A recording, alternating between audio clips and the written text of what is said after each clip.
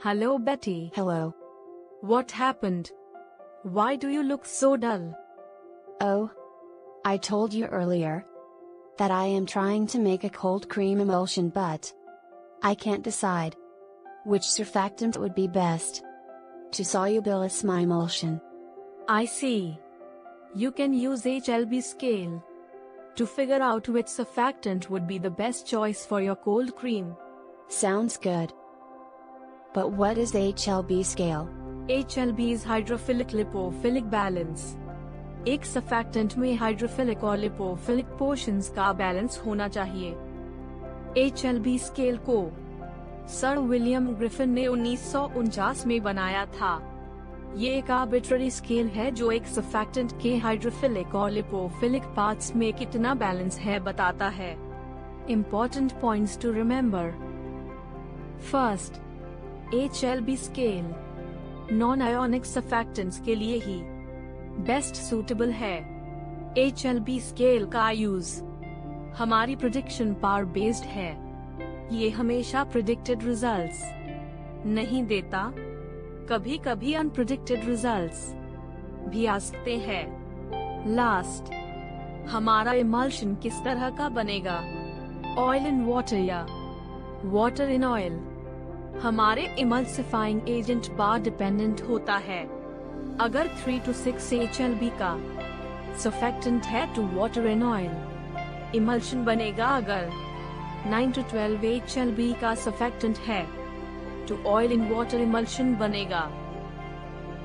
Applications of HLB scale values.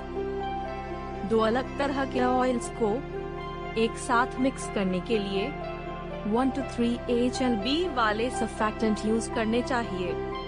Water in oil emulsion बनाने के लिए 4 to 6 HLB वाले सर्फैक्टेंट्स यूज करने चाहिए। पाउडर्स को ऑयल्स में वेट करने के लिए 7 to 9 HLB वाले सर्फिकेटेंट्स यूज करने चाहिए।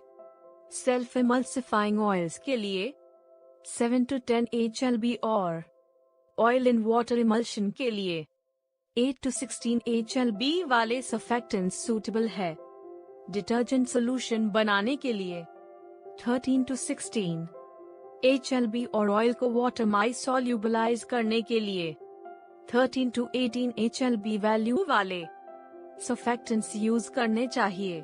0 to 3 वैल्यू वाले सर्फैक्टेंट्स को एंटी फोमिंग एजेंट्स की तरह यूज करा जाता है। एंटी फोमिंग एजेंट्स मॉलिक्यूल्स को मिक्स करते वक्त फोम बनने से रोकते हैं। इसके एग्जाम्पल्स है caster oil and glycol. 3 to 8 value वाले सर्फैक्टेंट्स को वाटर इन ऑयल इमल्शन बनाने में water in oil emulsifying agent की तरह यूज करा जाता है। ये इमल्शन के इंटरफेस पर इंटरफेशियल टेंशन को रिड्यूस करते हैं। इसके एग्जाम्पल है long chain alcohol and cholesterol.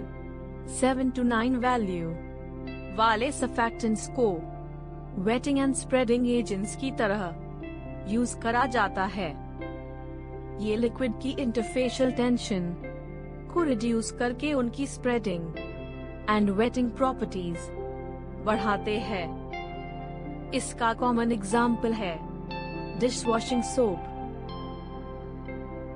8 to 16 value वाले सर्फैक्टेंट्स को oil in water emulsion main interface पर इंटरफेशियल टेंशन को रिड्यूस करने के लिए oil in water emulsifying agent की तरह यूज किया जाता है। एग्जाम्पल है protein and natural soap. 13 to 16 value वाले सर्फैक्टेंट डिटर्जेंट्स की तरह यूज होते हैं। ये कपड़ों में लगी डर्ट को वेट करके इमल्शन बनाते हैं, जिसे डर्ट फोम में ट्रैप होकर साफ हो जाती है। 16 to 18 वैल्यू वाले सर्फैक्टेंट को सॉल्युबलाइजिंग एजेंट की तरह यूज करते हैं। ये वाटर इनसॉल्युबल सब्सटेंसेस को माइसेलर सॉल्युबलाइजेशन के थ्रू सॉल्यूबलाइज करते हैं। ये एक HLB स्केल है। जितनी कम वैल्यू HLB स्केल की होगी, सर्फैक्टेंट उतना कम पोलर और ज्यादा ऑयल सॉल्यूबल होगा, और जितना हाई वैल्यू होगी, सर्फैक्टेंट उतना पोलर और वाटर सॉल्यूबल होगा। 0 to 3 HLB वैल्यू वाले सर्फैक्टेंट्स वाटर में डिस्पर्स नहीं होते हैं। 4 to 5 वैल्यू वाले सर्फैक्टेंट्स वाटर में पोरली डिस्पर्स होते हैं। 6 to 8 वैल्यू वाले सर्फैक्टेंट अनस्टेबल रहते हैं और मिल्की डिस्पर्शन बनाते हैं। 8 to 10 value surfactants stable milky dispersion बनाते हैं। 11 to 18 वैल्यू वाले सर्फैक्टेंट्स बढ़ती वैल्यू के साथ ट्रांसलूसेंट से क्लियर डिस्पर्शन देते हैं। That's great. So I would need a surfactant within 10 to 16 HLB. Right? Yes. I have to go now. See you tomorrow.